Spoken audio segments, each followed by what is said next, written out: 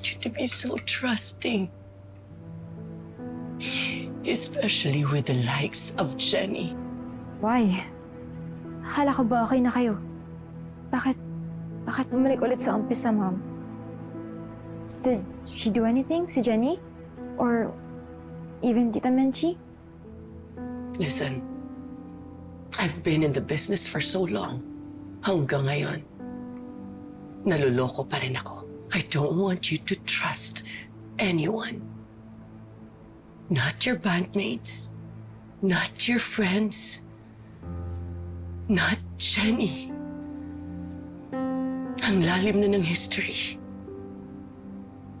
I'm sure hindi na maayos yun. Please tell me so that I can understand. Gusto mo ba talagang malaman? Yes, Mom. I want to know.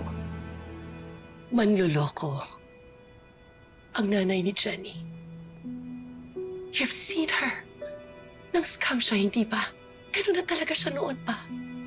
Even before, she was my friend. Pero niloko niya ako. Akala ko makakalimutan ko. Pero hindi pala ganun kadali. Megan, gusto ko mag-ingat ka. Huwag kang magpapadala. Lalong-lalo na sa Jenny na yon. Mom, totoong friend si Jenny. She proved it. Nung pinagtanggol niya ako sa mga magnanakaw. Kahit na, anak pa rin siya ni Minchie. At si Minchie, isa siyang tuso. Isang ahas.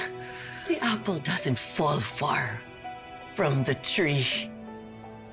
Kung nagawa sa akin ni Minchie yun noon, kayang-kaya niyang gawin ni Jenny sa'yo yun ngayon.